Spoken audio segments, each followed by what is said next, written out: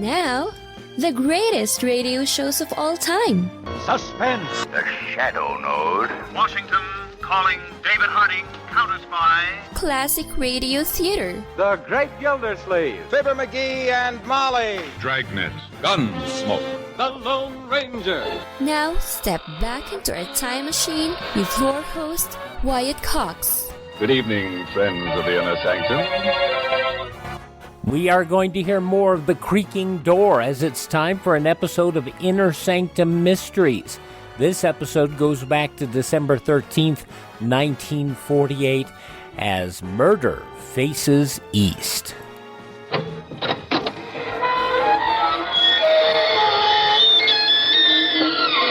Good evening, friends. This is your host to welcome you through the creaking door into the Inner Sanctum. Come in, come in. Brrr. It's getting cold. Yeah, we're all blowing on our hands. Those of us that have hands. One character who hangs his sheet in our happy little inferno got frostbite so bad we had to amputate his leer. Oh, well. At least the big freeze has brought us one blighted blessing. The stiffs around here will keep refrigerator fresh.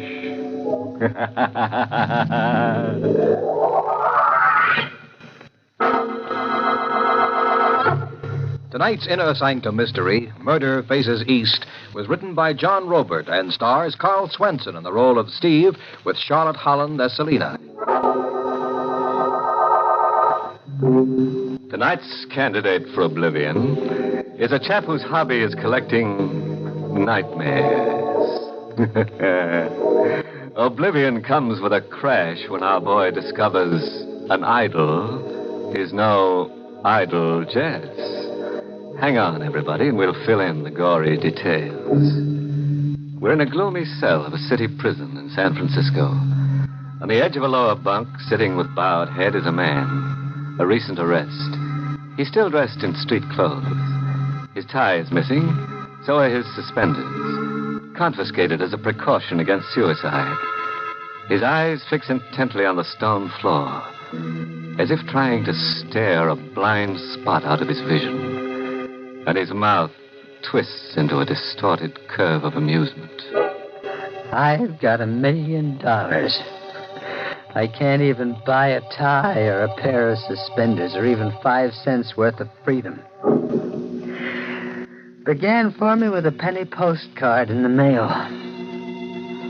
Selina, my wife, read the card to me over the breakfast table. Public auction of the estate of Hanson Brokaw. Rare oriental treasures. Masked statuary talisman. I went. Some fellas play chess or collect stamps. I hobbied in Orientalism. Selina came along to see that my blood pressure didn't pop bids out of my mouth or to bankrupt us for a month. 100 lots had been sold, a parade of bronzes, ceramics, and brocades that were the haunting fascination of the Orient. Lot number 101 on the platform was a bronze Hindu idol, small, 6 inches high, with a sardonic grin that looked real, as if a human laughing face had been frozen into a bronze mold. Number 101, a Hindu idol. Bit lively, folks. $50. 75. Steve, you're mad. No, I want it, Selina. Not over 100, darling. We can't afford it. $75, $75, $75. $100. $100 now. 100, 100, 100. I hesitated. I have. And then the idol decided it for me. I watched it move subtly, just for my eyes. It moved to the east, toward my aisle position, compelling me, as if an invisible string was drawn between us. $200, Steve. $200. 200 once, 200 twice. Sold to Mr. Kavanagh. I owned the Hindu idol. At the close of the sale, Selina and I were leaving when a man approached us, a gaunt, swarthy man with hollowed-out cheeks, wearing an eastern fez. Mr. Kavanagh. Yes? I am told you are the fortunate purchaser of the laughing idol. What about it? It was my intention to buy it, but I arrived too late. My car was delayed in traffic. Oh, that's too bad. Better luck next time. Perhaps I can be lucky this time. If you will Sell the idol to me? Oh, I don't think so. The Honorable Hansen Brokaw, its late owner, was found mysteriously killed. An ancient Burmese axe embedded in his skull. Oh. Why do you want the idol? Like the late Mr. Brokaw, I am a collector. Oh. I will pay you a very handsome profit. How much? $5,000. No sale, mister. No sale at any price. Outside, we were hurrying up a deserted side street, me clutching the idol, when the promise of things to come began in a rush. $5,000, Stevie, offered you a fortune. No, I couldn't sell it. Don't ask me why, Celine. I just couldn't. Rifle shot. Came from across the street, someone firing down from an open window. Quick, come on, duck into the alley.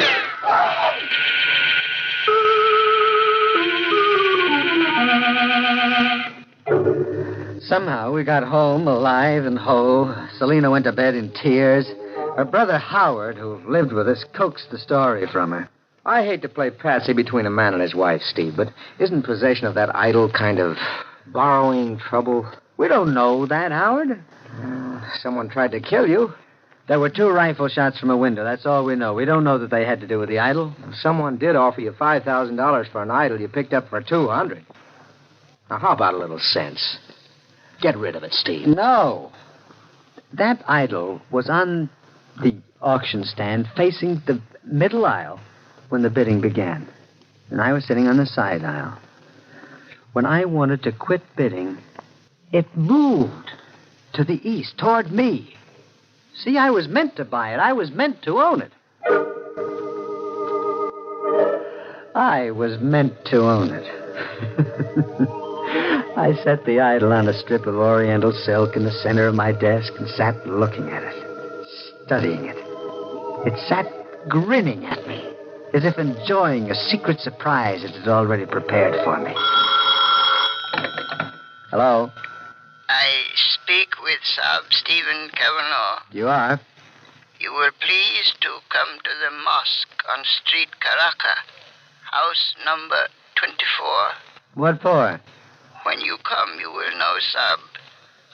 And please to come after dark with the idol.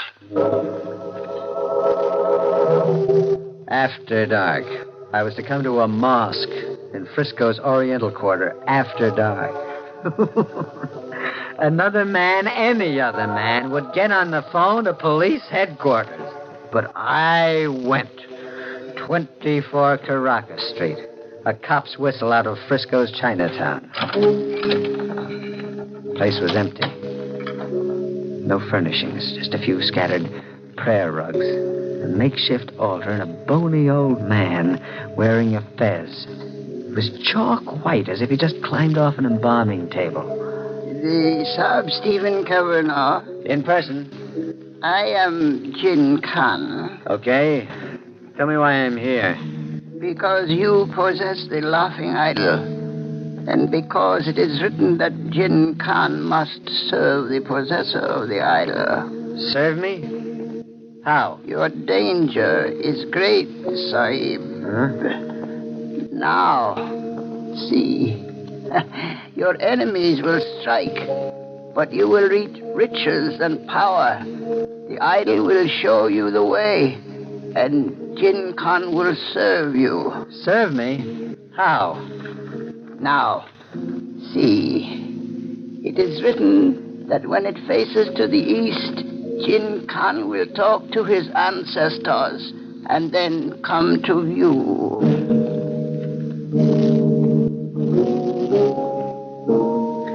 I wrapped the idol up and left. 1,000 doubts were whispering in my head. Outside, I had to pinch myself to remember that I was in the States. Everybody had closed up shop and gone home. The street was deserted, not a sound.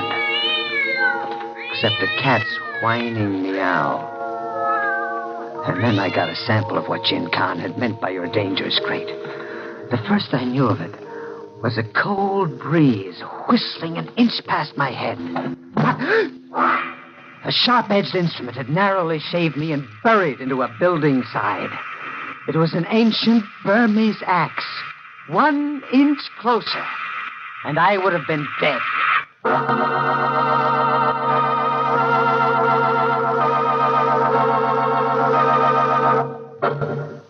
December 13th, 1948, Inner Sanctum Mysteries here on Classic Radio Theater with Wyatt Cox. And here's the Cinnamon Bear. The oldest known children's Christmas cereal in radio history, the Cinnamon Bear, featuring some of the most popular actors in radio history, including Elliot Lewis, Joseph Kearns, Verna Felton, Lou Merrill, Frank Nelson, Howard McNear, and child actress Barbara Jean Wong. 85 years later, this series of Judy and Jimmy traveling to Maybeland to recover their silver stars still fascinates youngsters of all ages. Now we're offering the entire 26-episode series of The Cinnamon Bear via download for a Buy Me a Coffee donation of $10 or more at classicradio.stream. Support Classic Radio Theater and have The Cinnamon Bear for your family to enjoy for years to come. Go to classicradio.stream and donate $10 or more, and I'll send you a link for immediate download. classicradio.stream. Now on Classic Radio Theater with Wyatt Cox, more of Inner Sanctum Mysteries. December 13th, 1948, Murder Faces East. Nothing like a hobby keeps you mentally fit to be tied. But what gives? A chap buys an auction sales bargain and some creep applauds him with a blast of gunfire. And to top it off with a hand-tooled coffin lid, a second creep chirps bravo with an axe. Looks like that Hindu idol is going to make Saab Kavanaugh permanently idle. Let's see exactly how said retirement is accomplished, shall we? I sat around at home for days with the idol right in my view. My wife, Selena, avoided me. She suspected my sanity. I was moving the Dark Ages right into the middle of my home. I watched the idol for hours, hypnotized by it. It sat grinning at me. And then I saw it move to the east. A gong I'd once picked up in an eastern bazaar and hung in the foyer of my den sounded. Sahib Kavanaugh. Jin Khan. How'd you get in here? There are informal ways, Sahib. The idol faces to the east. Yes. Right under my eyes. It moved. I have spoken to my ancestors. Now I will offer you the second of my humble services, Sahib. The second? What was the first? The axe that buried harmlessly into the wall when you left the mosque. You lived, Sahib. That was my first service. And the second? What's it? It is written that the Chandra ruby will fall to you. What is the Chandra ruby? You will know, Sahib, when you seize it. On this paper you will find your instructions. Go after dark. Goodbye, Sahib.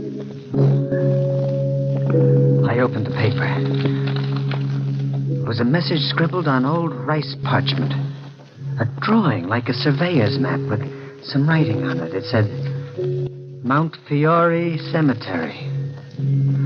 The drawing was a picture of an exposed coffin, and in it was a figure dressed up like a mummy in a sarcophagus. And markers showed the exact position of the grave. And an arrow pointed to the left eye of the corpse. That night after dark, feeling of omen tying my spine into knots, I stole into the Mount Fiore Cemetery. Storm was threatening. The grave had no markings, no tombstone.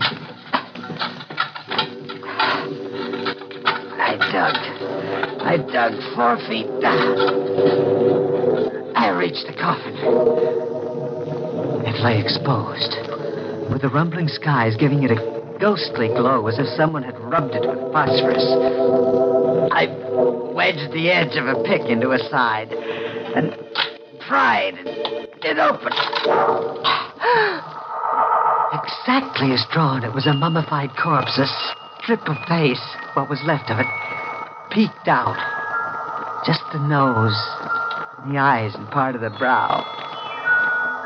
One socket was empty, and the other, the left eye, the eye marked by an arrow on the drawing, gleamed red. A lightning spear in the sky caught its radiance, and the eye seemed to burst with a ruby fire, and then flicker and dim as the lightning passed. The Chandra Ruby, Jin Khan had said. I was the owner of the Chandra Ruby.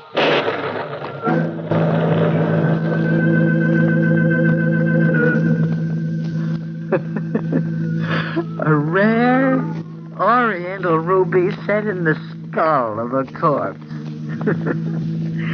Well, I didn't swallow that. Going home, I dropped into Saperstein's jewelry store for an appraisal. Rubies, as you know, fluctuate in value. Well, yes, I know, but just give me an approximate idea. Is it worth, say, $1,000? You can safely multiply that figure by 50, sir, for an approximately fair price. $50,000?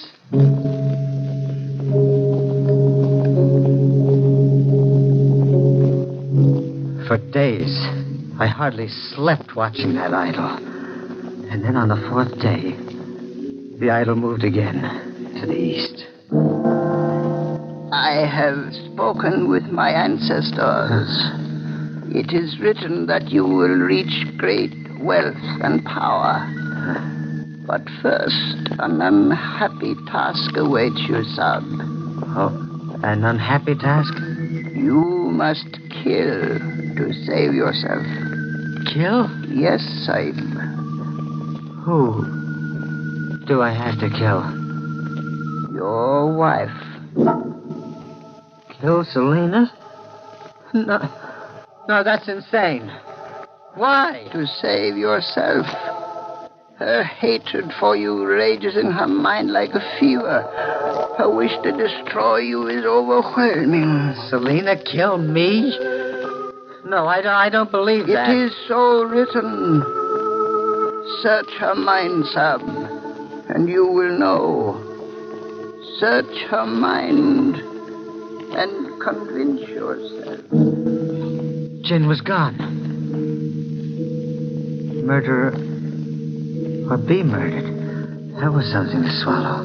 Search her mind, Jin Khan had said twice, as if there were a clue in his speech. Search her mind. How was I to search her mind so that I could know? I thought about it hard all through the evening. And then, her diary. Selena kept a diary faithfully. I found her diary in a drawer of the night table. Selena was fast asleep. I thumbed through it noiselessly, reading into Selena's secret mind. Jin Khan was right. Selena lived only to hate me. A page written just the day before proved it. The unbearable agony of life with Steve. The bleak, sick days and the terror. When he touches me, I wither and fall away. One day I will destroy him. I must, or be destroyed. Destroy, or be destroyed. Murder, or be murdered. I stared over at Selena, and then something, the intensity of my thinking maybe, awakened her. Steve, you've been prying into my diary. No, not into your diary, into your mind. I've been prying into your secret mind. Steve, what's come over you? A revelation. What? I have been living with a fraud, a murdering fraud. Steve, you're out of your mind. Kill or be killed. Do you hear, Selena? Marriage boils down to a comical simplification.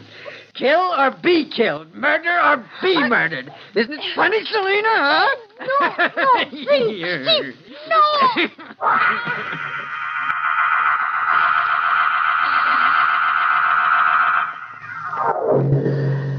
In 2 minutes, it was over. I left her curled in her last sleep, turned the key in the lock. I had thinking to do. And planning. How did a sudden widower explain his deceased wife away to a curious world? I still hadn't finished. Hadn't found the answer when Howard came to the breakfast table. Steve, if I could speak up frankly, just once. Straight from the shoulder. Go ahead. That Orientalism mania of yours is degenerating you into something unhealthy. Now, why not call it quits? Selena's edgy and depressed. She feels rejected. You push her too hard, she's capable of harming herself. Harming herself? You're hinting at suicide? Yes, Steve. I'm hinting at that. Exactly. That was my way out. Suicide. Selena just wouldn't come back from her early morning walk. They'd find her in a lake, a victim of despondency and hysteria. When night came, I'd transfer the corpse to another setting. Let's see how this plan goes. December 13th, 1948, Inner Sanctum Mysteries, Murder Faces East. The conclusion comes up next on Classic Radio Theater with Wyatt Cox.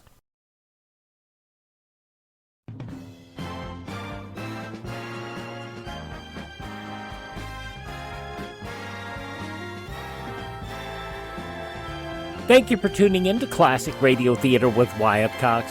Now the conclusion of Inner Sanctum Mysteries, Murder Faces East, December 13th, 1948.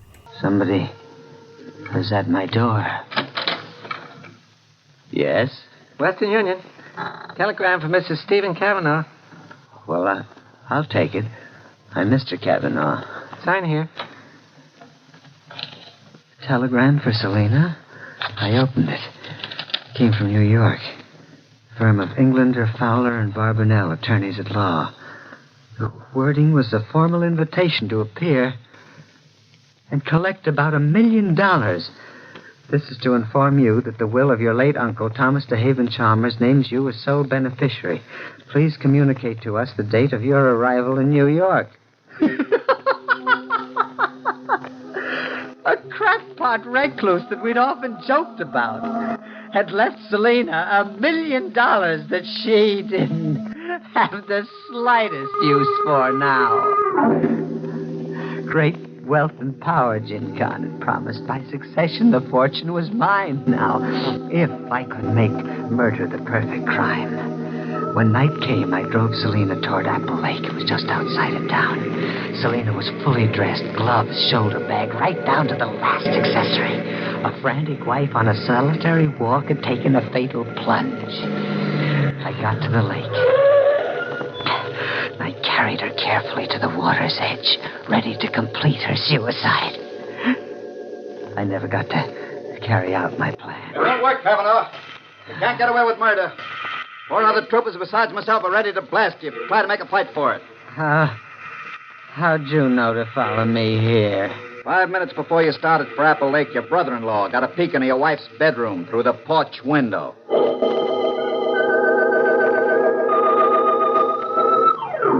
I'm in a city prison on the first lap that leads to the electric chair. Cavanaugh. Yeah? That hysterical yarn you blabbed at the prison stenographer when we brought you in. Yes. We checked every detail. Nothing checked. Okay, so I'm nuts. I had a nightmare. We stopped in at Saperstein's jewelry store, just for the sake of routine. At Saperstein's, your zany story suddenly rang true. Oh? We ran into as ingenious a plot as I've ever encountered. An ingenious plot? It was at Saperstein's that your brother-in-law, Howard, purchased the stone you called the Chandra Ruby. Howard? Mm-hmm. We got a confession out of him. Why? To capitalize on your weakness for oriental bunkum. It was worth investing $50,000 for a genuine ruby.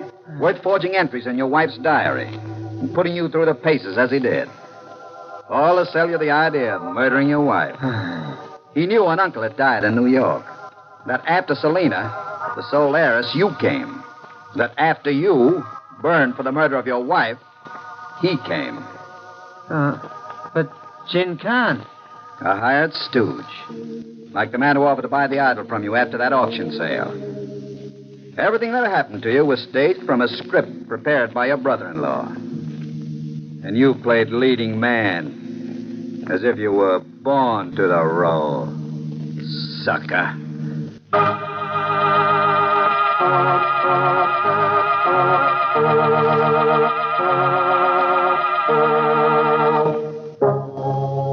An Oriental onion peeler once remarked, Examine your relatives carefully, Bub. What looks like an in-law might actually be an outlaw. Anyhow, it's an ill win. Me. There's nothing like an auction sale to pass the time. Right into tomorrow. Those three little words, going, going, gone. Steve's going, Howard's going, and Selena's gone. The only thing left standing up is that unclaimed $1 million. Interested? Somebody?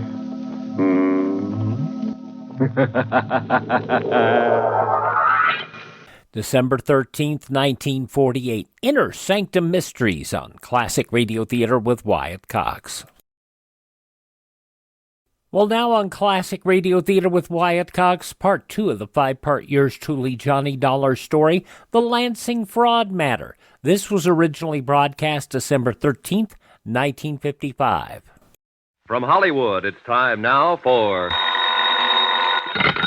Johnny Dollar. Dr. Mayhood, I sent you a copy of Lansing's insurance examination this morning. Did you get it all right? Yes, I did, Doctor. Thank you very much. Just looked it over. And I take it everything's all right. It's an exact duplicate of the one sent to the insurance company, and that part's okay. But it doesn't straighten out matters on this case. I'm not concerned with your case particularly.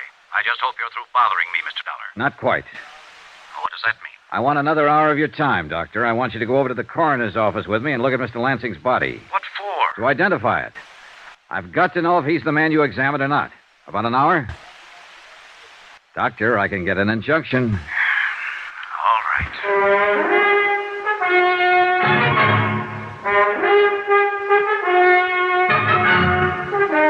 Tonight and every weekday night, Bob Bailey in the transcribed adventures of the man with the action-packed expense account, America's fabulous freelance insurance investigator. Yours truly, Johnny Dollar.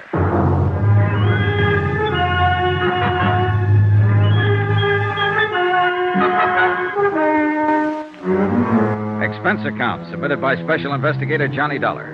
Location, Tucson, Arizona. To the Universal Adjustment Bureau, Home Office, Hartford, Connecticut. The following is a further accounting of expenditures during my investigation of the Lansing fraud. Or was it a fraud? Expense account item 3, $10, loan. To Jim Carter, who was working with me on the case. Thanks, buddy. I'll pay you back as soon as I can cash a check. Been so busy, I haven't had time. How's your doctor friend? Well, I'm going to pick him up pretty soon and go over to the coroner's office. I want him to look at James Lansing and see if he's the same man he passed on the insurance examination 2 years ago. Either we insured the wrong man or Dr. Mayhood examined the wrong man. I don't know which. How have you done so far? Well, besides what I told you yesterday about Dr. Mayhood? Yeah. Well, he's in healthy financial shape. Not good or bad, but, healthy.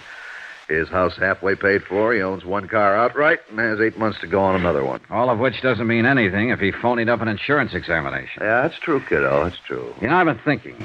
This would have worked, but James Lansing died on the street and the city performed an autopsy. Death, malnutrition. For a private physician, without an autopsy hanging over him, it could have been heart failure or most anything.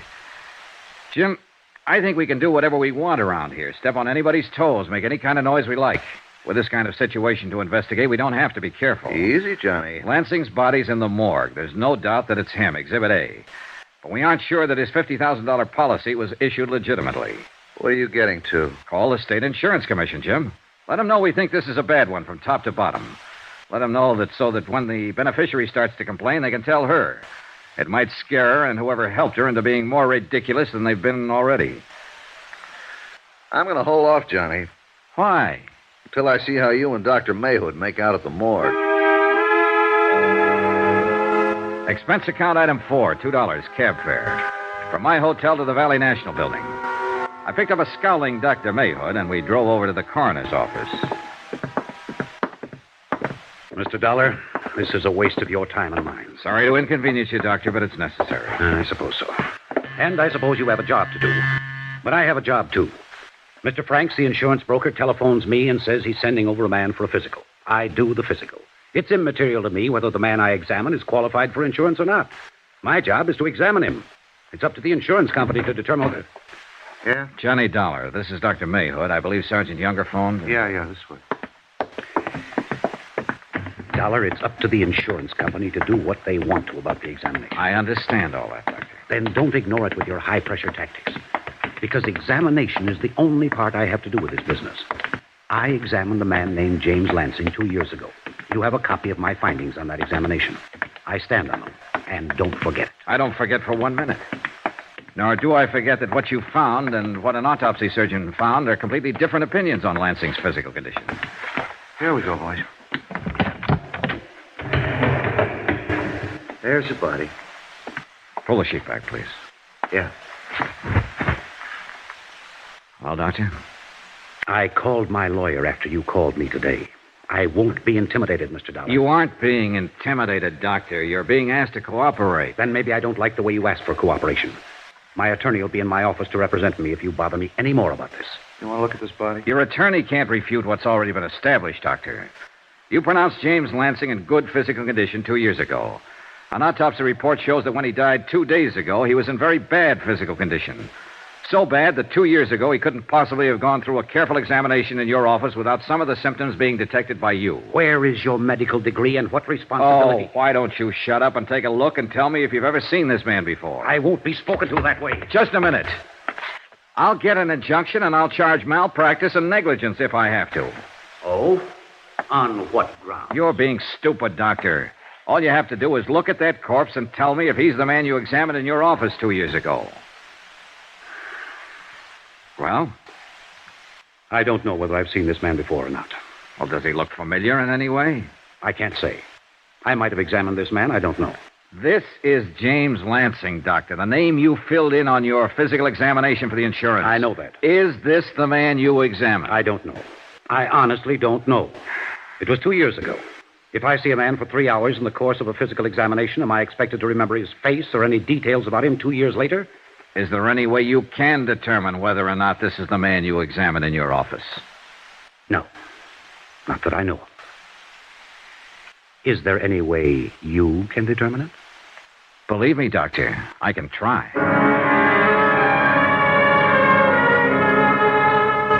And I did try. That afternoon, over the protest of Dr. Mayhood, I took all of the personnel connected with his office down to the morgue. A nurse, a receptionist, the x-ray technician, and a laboratory worker. None of them recognized the body of James Lansing. Expense account item 5, 10 cents, one phone call to Jim Carter, who'd spent the day preparing the necessary forms for the insurance commission and gathering data on Lansing's beneficiary. You think Dr. Mayhood was in on it? He's too mad, too belligerent, Jim. You don't sound too sure. Well, and maybe he just strikes me as an inept doctor. Well, let's say Mayhood's way down on my list. He examined a man who said he was James Lansing. It could have been anybody. All right, we'll let it go that way for a while. Any ideas? I'm on my way out to Lansing's old address. He had an apartment on the other side of town. I want to see how he's lived out there. Still want me to go ahead with the insurance commission? Yeah, go ahead.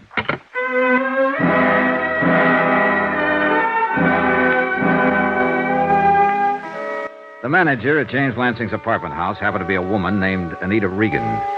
She also happened to be willing to go back down to the coroner's office with me and view the mortal remains.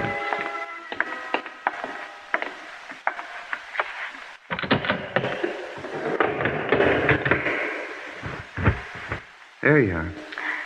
Oh, Have you ever seen this man before, Mrs. Regan? yes, sir. That's Mr. Lansing, apartment 34. You're positive? Oh, yes. I've seen him every day for almost 2 years. Okay. Want to smoke? I want to get out of here. Oh, sure. I don't know why I'm acting this way. He doesn't look any different now than he's looked before. I've seen him stretched out like that 100 times. What? I mean, almost like that. Out, stony. Only I guess it's because I knew he was just drunk then, not dead. Oh, I see. He was crazy carrying on the way he did. Whew. Feels good to be out in the sunlight again. Yeah. I'll take that smoke now, Mr. Fowler. Oh, sure.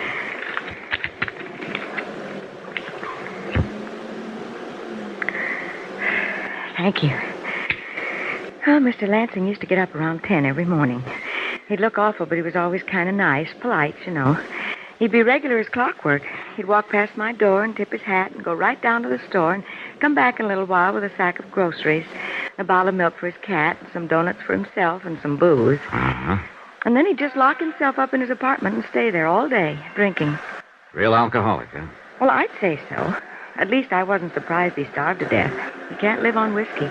He was fried to the ears by noon every day, as long as I knew him. Mr. Lansing didn't work then. Well, I think he tried to sell real estate once, a long time ago. Oh? But how could he? I understand he was a retired engineer or something like that. He pays rent? Oh, yes. Always seemed to have enough money to get along. Did he have any family, Mrs. Reagan? Well, I know he's got a sister living in town somewhere. What about his friends? He seemed to do all his drinking alone. Say, you're from the insurance company. You should know about his family. Apparently, there are a lot of things we don't know. A man named James Lansing moved into your apartment house 2 years ago. He didn't work, but he had enough money for his rent and his liquor. He also had enough money to buy some expensive insurance. Very expensive. Somehow, he passed an insurance examination, and then he suddenly died. No one, nothing. Just one beneficiary. Mr. Dollar, you don't suppose somebody just gave him enough money to get along so he'd drink himself to death, do you? That's one way of looking at it, Mrs. Reagan. Oh, that poor man. That poor, poor man.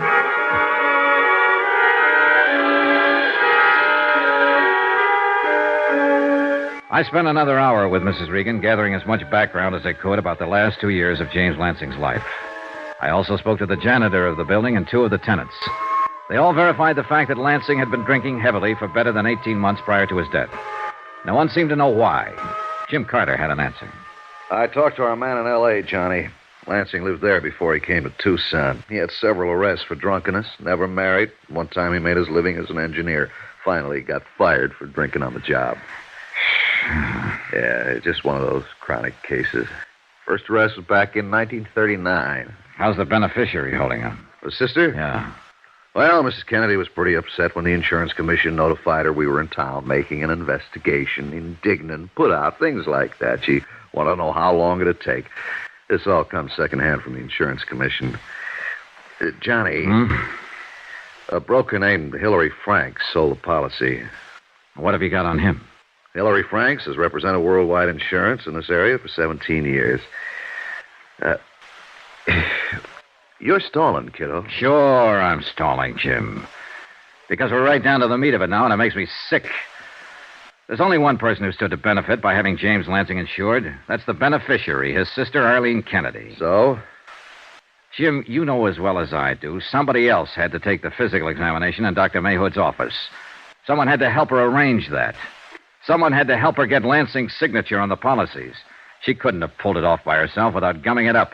She had to have expert help. Hillary Franks. Yeah, Hillary Franks. 17 years, broker, Worldwide Insurance Company. Okay, the salesman's the first one to come under suspicion in a case like this, outside of the beneficiary. So let's get on with it. All right, Jim. One thing. What? Hillary Franks knows we'll be looking at him, and he knows he's under suspicion. That worry you? A little bit. After 17 years in the business, he should also know where we're going to be before we get there. If he did something as dumb as try to work a $50,000 fraud on his own insurance company, he might do something even dumber. If so... Well, what's the 38, Jim? Here. From now on, Johnny, you better carry this.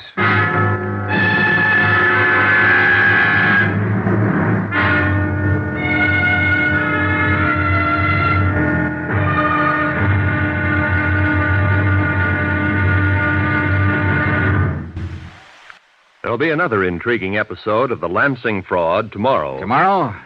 Well, tomorrow there's a bit of excitement when a pair of thieves start falling out.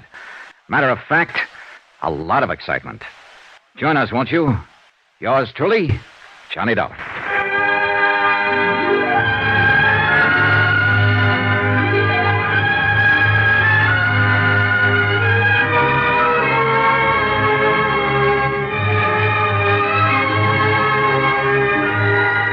You're Yours truly, Johnny Dollar, starring Bob Bailey, is transcribed in Hollywood. Written by John Dawson, it is produced and directed by Jack Johnstone. Be sure and join us tomorrow night, same time and station, for the next exciting episode of Yours truly, Johnny Dollar. Roy Rowan speaking.